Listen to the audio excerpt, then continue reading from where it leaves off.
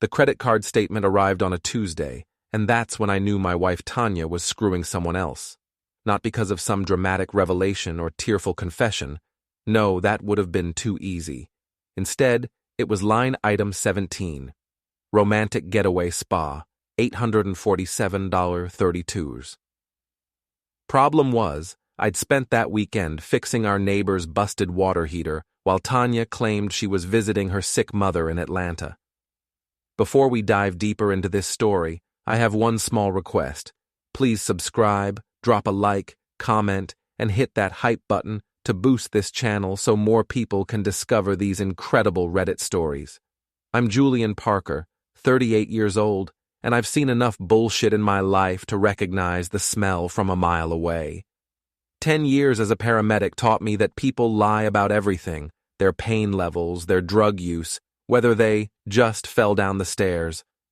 When I switched to structural engineering 5 years ago, I thought I'd left the human drama behind. Turns out, bridges don't cheat on you, but wives do.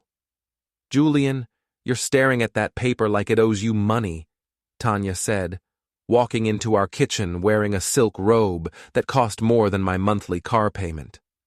Her blonde hair was perfectly styled even though it was 7 in the morning, and she had that fake smile plastered across her face, the one she used when she was about to lie to me.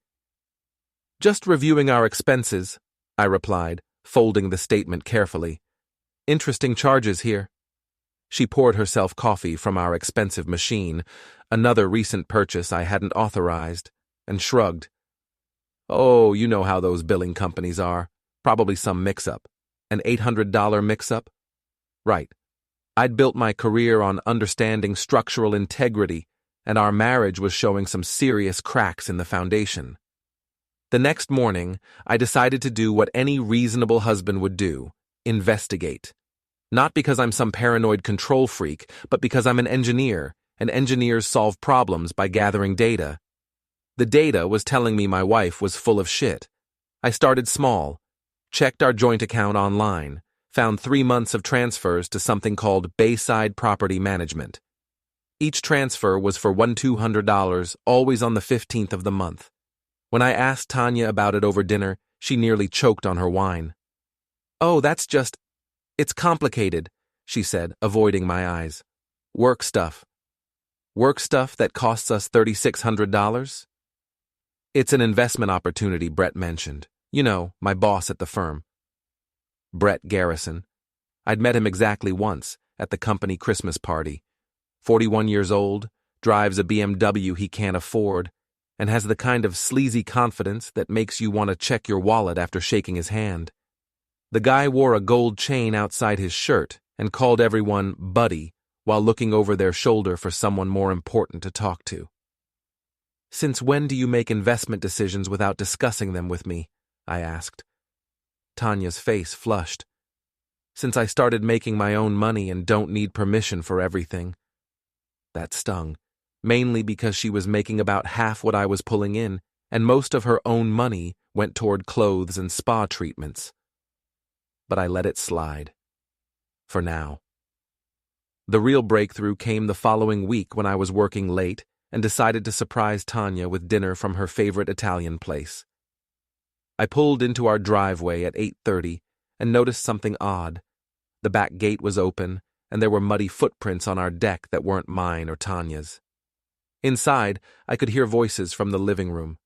Tanya's laugh, high and flirtatious, and a deeper male voice I recognized. Brett's voice. Can't keep doing this, he was saying. Someone's going to notice. Julian's clueless, Tanya replied. He's so wrapped up in his blueprints and calculations, he wouldn't notice if I brought you to dinner. I stood in my own hallway, holding $28 worth of chicken parmesan, listening to my wife discuss my obliviousness with her boss. The same boss she'd been transferring money to. The same boss who was apparently comfortable enough in my house to use my back gate.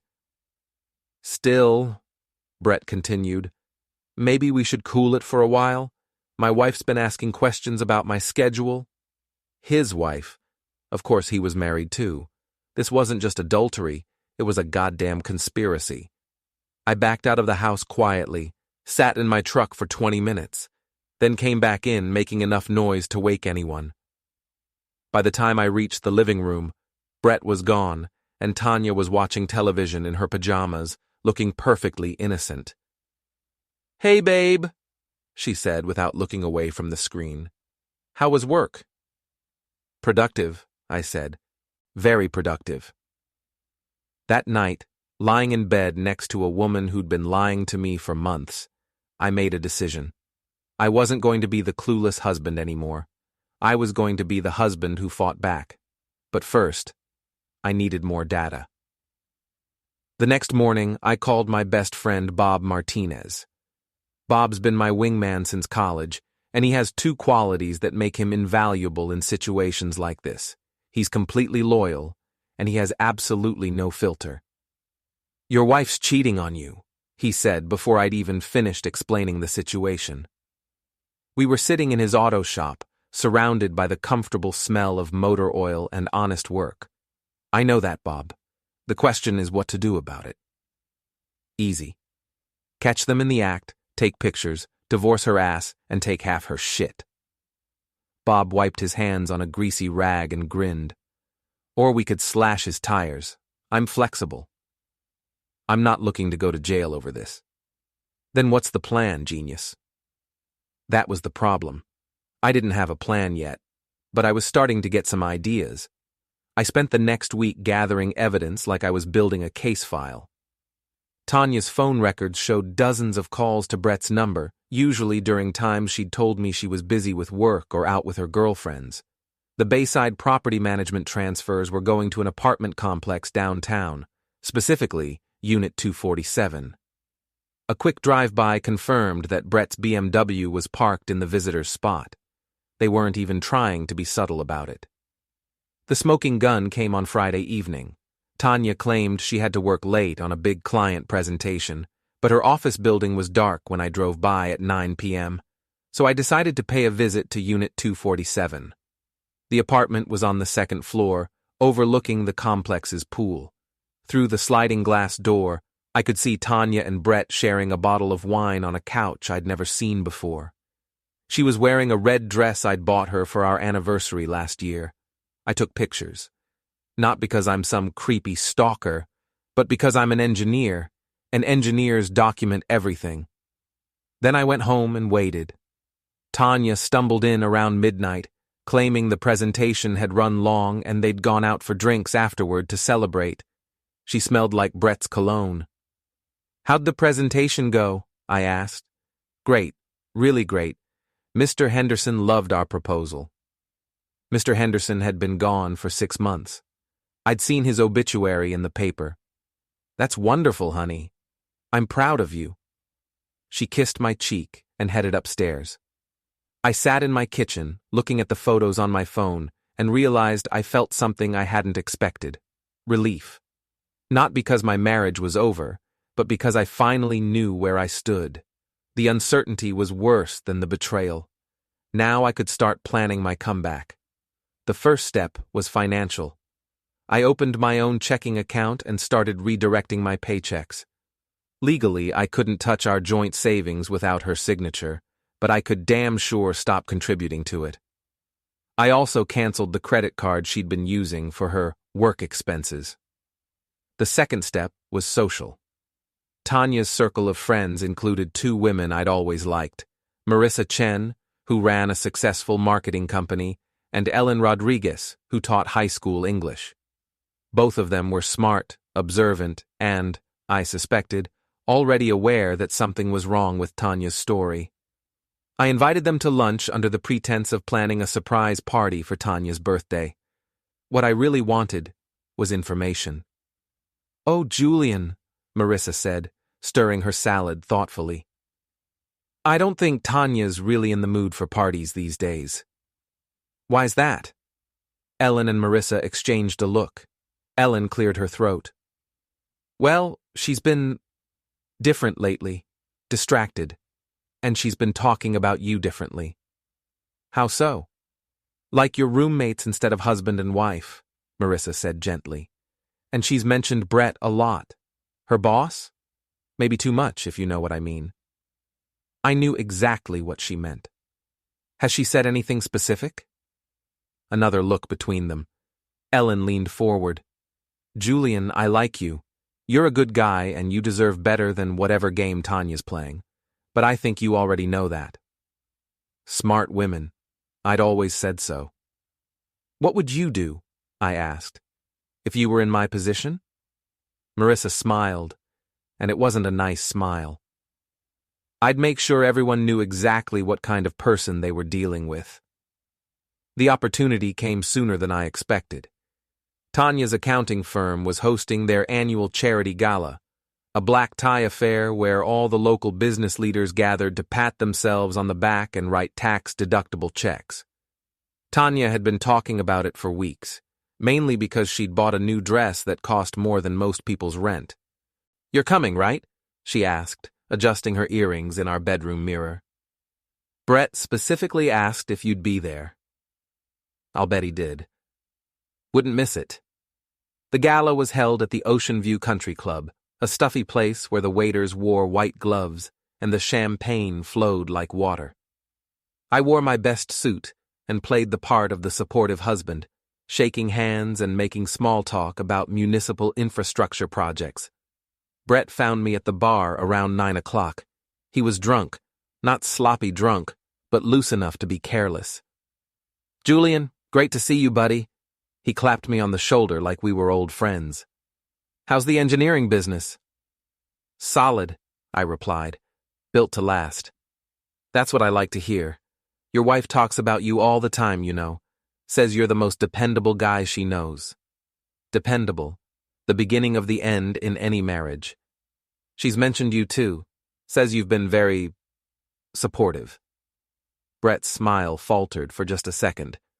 Well, you know, I try to take care of my people. I'm sure you do. We stood there for a moment, two men who both knew exactly what we were really talking about. Brett broke first. Listen, Julian, I should probably mention, Tanya and I have been working closely together on some projects. Late nights, weekend meetings. I hope that doesn't cause any problems at home. The ball's on this guy. He was actually trying to prepare me for his affair with my wife. No problems at all, I said. I trust Tanya completely. Good, that's good. I excused myself and found Tanya near the dance floor, laughing with a group of her co-workers. She looked beautiful in her expensive dress, and for a moment I remembered why I'd fallen in love with her 12 years ago. Then I remembered the apartment, the secret phone calls, and the lies. Having fun? I asked, slipping my arm around her waist. The best, she said, leaning into me. Brett was just telling everyone about our big presentation next week. The one with Mr. Henderson? Tanya's face went blank for a second. No, different client. You wouldn't know them. Right. I smiled and nodded, playing my part.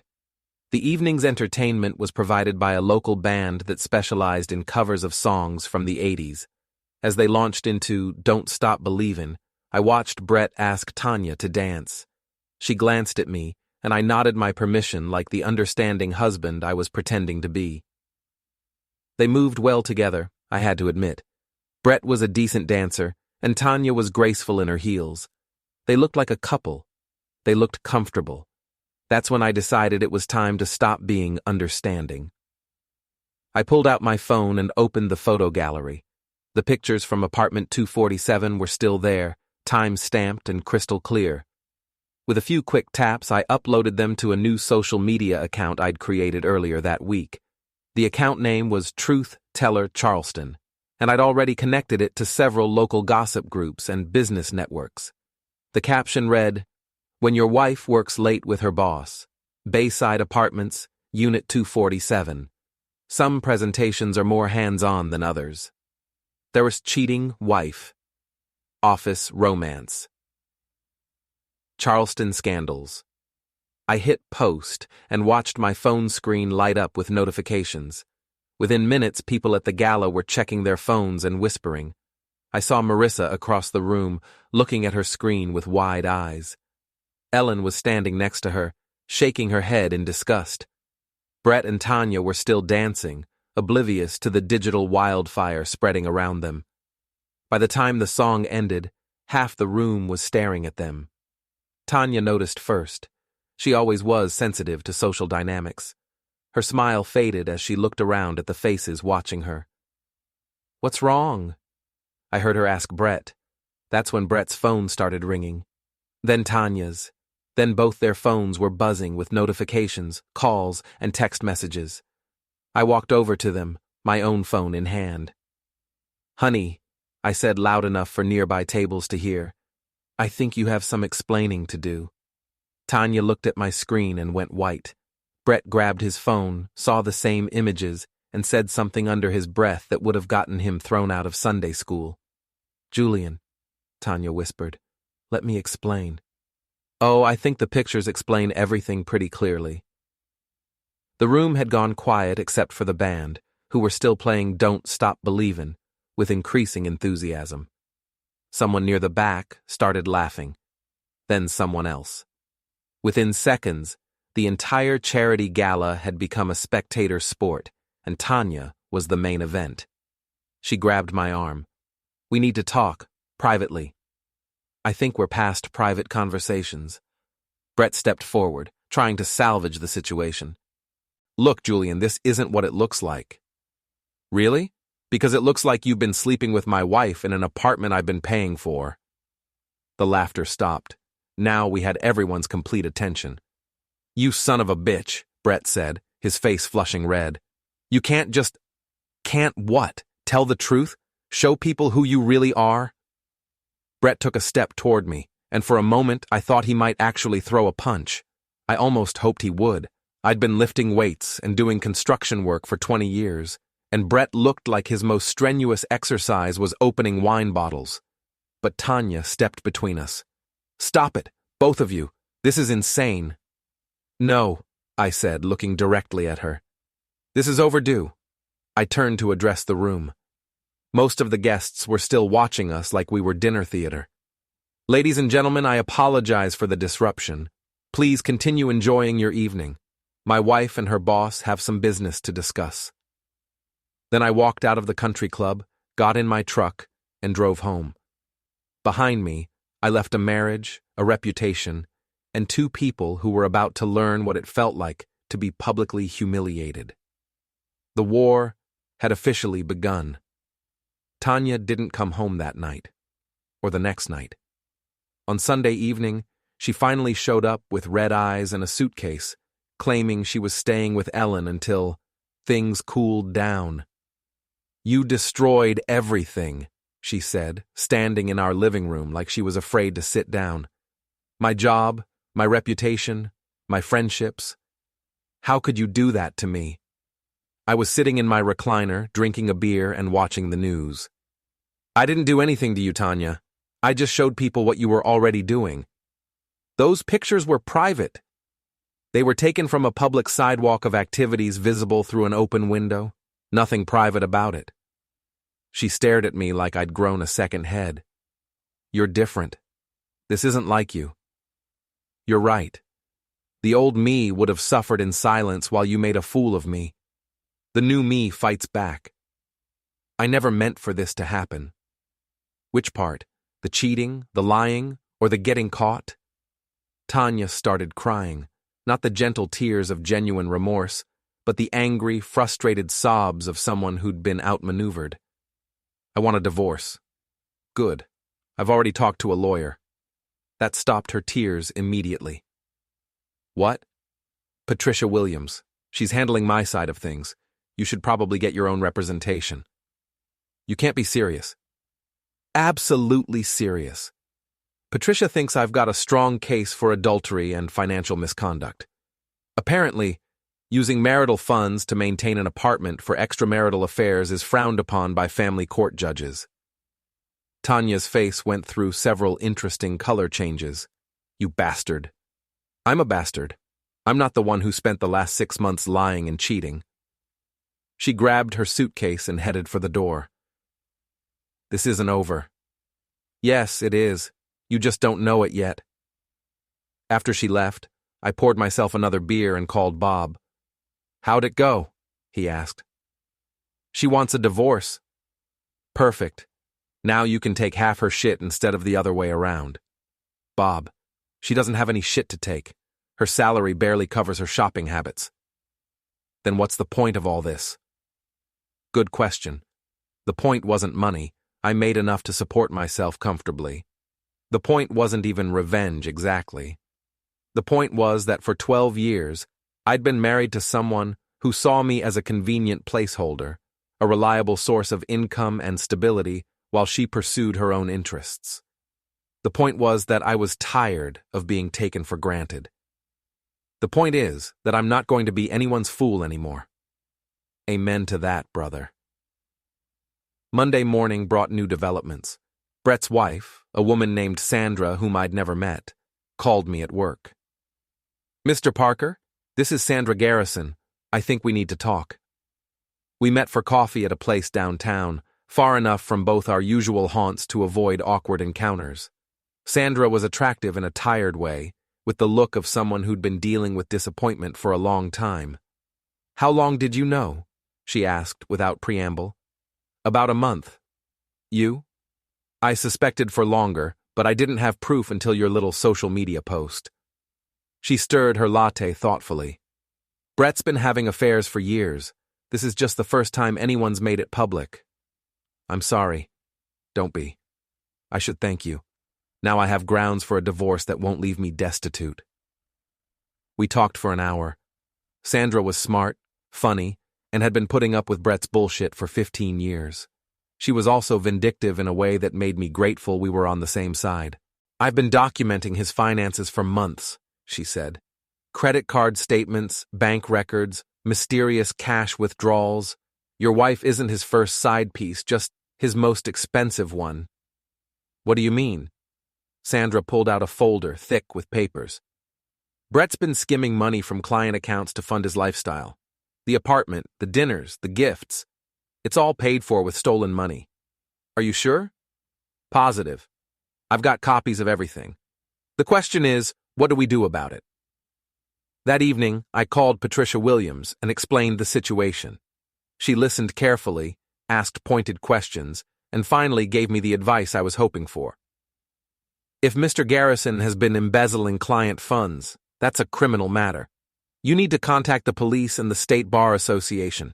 As for your wife's involvement, that depends on what she knew and when she knew it. What if she didn't know? Then she's just an adulteress, not a criminal. But Mr. Parker, if she was receiving gifts purchased with stolen money, she could be considered an accessory. The red dress, the jewelry, the expensive dinners and weekend trips. Tanya had been living off stolen money, and she might not even realize it, or she might realize it perfectly well. I spent Tuesday gathering more evidence, cross-referencing Brett's expenditures with Tanya's new possessions. The timeline was damning. Every major purchase coincided with suspicious withdrawals from Brett's business accounts. Wednesday morning, I called the police. Detective Maria Santos was a no-nonsense woman in her 40s who specialized in white-collar crime. She reviewed my evidence, Sandra's documentation, and the original photos with professional detachment. This is good work, she said finally. We'll need to bring in both Mr. Garrison and your wife for questioning. When? Today, if possible. The longer we wait, the more time they have to destroy evidence or coordinate their stories. At 2:30 that afternoon, I was sitting in my office when Bob called. Turn on Channel 7, he said. You're going to want to see this. I pulled up the news station's website on my computer. The lead story was titled, Local Attorney Arrested in Embezzlement Scheme. The accompanying video showed Brett being led out of his office in handcuffs while reporters shouted questions. My phone rang. It was Tanya, and she was hysterical. Julian, what did you do? The police are here. They want to talk to me about Brett. They're saying he stole money. Calm down. Just answer their questions honestly. I don't understand what's happening. Brett was embezzling money from his clients. The apartment, the gifts, everything. It was all purchased with stolen funds. The line went quiet for a long moment. Then Tanya whispered, Oh my God, did you know? No, of course not. I thought he was just successful. I almost believed her. Almost. Then you don't have anything to worry about. But we both knew that wasn't true. Even if Tanya was innocent of criminal wrongdoing, her reputation was destroyed. The woman who'd been photographed dancing with an embezzling attorney, who'd been living in an apartment purchased with stolen money, who'd been accepting gifts bought with client funds, that woman was never going to work in accounting again. That evening, I sat on my back deck with a beer, watching the sunset over the harbor. My phone had been ringing all day with calls from reporters, lawyers, and curious friends. I'd ignored them all. For the first time in months, I felt peaceful. Not happy, exactly, but satisfied. Like a structural engineer who'd identified a critical weakness and reinforced it before the building could collapse. My marriage was over, but I was still standing. And that was enough. The divorce proceedings took 3 months, during which time several interesting developments occurred. Brett pleaded guilty to embezzlement and was sentenced to 5 years in prison.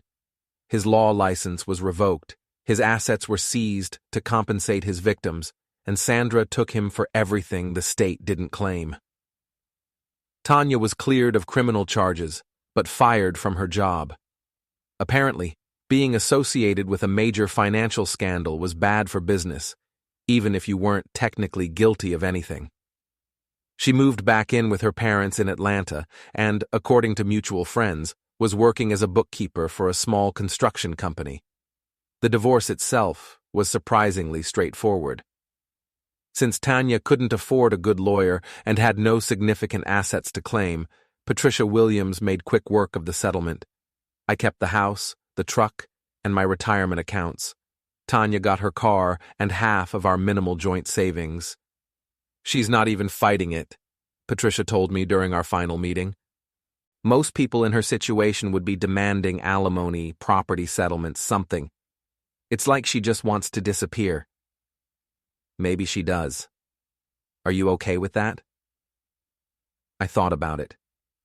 Yeah, I think I am. The papers were signed on a Friday afternoon in October.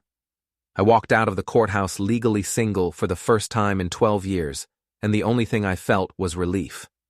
That evening, Bob threw me a divorce party at his auto shop. It was a small gathering, just Bob, a few guys from work, and surprisingly, Marissa and Ellen. Apparently, they'd decided I was the injured party and deserved their support. To Julian, Marissa said, raising her beer bottle, for having the balls to fight back. And for getting rid of that cheating bitch, Ellen added cheerfully. Ellen had always been the quiet one, but apparently she'd been storing up some strong opinions about Tanya. We drank beer, ate barbecue, and told stories about the good old days when life was simpler. It felt like a wake for my marriage, but a celebration of whatever came next. Around 10 o'clock, my phone buzzed with a text from an unknown number. Can we talk, please? T. I showed the message to Bob. What do you think? I think you should ignore it. Probably, but I'm curious. I stepped outside and called the number. Tanya answered on the first ring. Julian, thank you for calling me back. What do you want, Tanya? I wanted to apologize. For everything. I know it doesn't change anything, but I needed you to know that I'm sorry. She sounded different, smaller somehow. The confident, manipulative woman I'd been married to was gone, replaced by someone who sounded genuinely remorseful. Okay, I appreciate that. I never meant for things to get so complicated. With Brett, with the money, with everything. It got away from me. How much did you know? About the embezzlement? A long pause. I suspected something wasn't right. Brett always had cash, always wanted to pay for things in cash. But I didn't ask questions because I didn't want to know the answers. That's not the same as being innocent. I know that now. We talked for 20 minutes. Tanya told me about her new job, her tiny apartment, her parents' disappointment. She sounded lonely and defeated, nothing like the woman who danced with Brett at the charity gala. Do you hate me? She asked finally. I considered the question. No, I don't hate you. I don't really feel anything about you anymore. That's worse than hate, isn't it? Maybe, but it's honest. After I hung up, I went back inside and rejoined the party. Bob looked at me questioningly. How was that? Sad, but necessary. You good? I looked around the room at my friends, real friends who'd stood by me when everything fell apart. I thought about my house, my job, my future. For the first time in years, I could make plans without considering someone else's secret agenda. Yeah, I said. I'm good. 6 months later, I ran into Brett's former secretary at the grocery store. She told me that Tanya had moved to Florida and was working for a small accounting firm in Tampa. She'd cut her hair short, lost weight, and according to social media, was dating a divorced teacher who coached Little League baseball. She looks different, the secretary said. Quieter, like she learned something. Maybe she had. Maybe getting publicly humiliated and losing everything had taught her something about consequences and choices. Or maybe she was just better at hiding her true nature now. Either way, it wasn't my problem anymore. I finished my shopping, loaded my groceries into the truck I'd bought to replace the one Tanya had preferred, and drove home to the house that was finally completely mine. That evening, I grilled a steak on the deck, drank a beer, and watched the sunset over the harbor. My phone didn't ring. No one demanded explanations, apologies, or attention. No one lied to me, manipulated me, or took me for granted. For the first time in years, I was exactly where I wanted to be. The comeback was complete.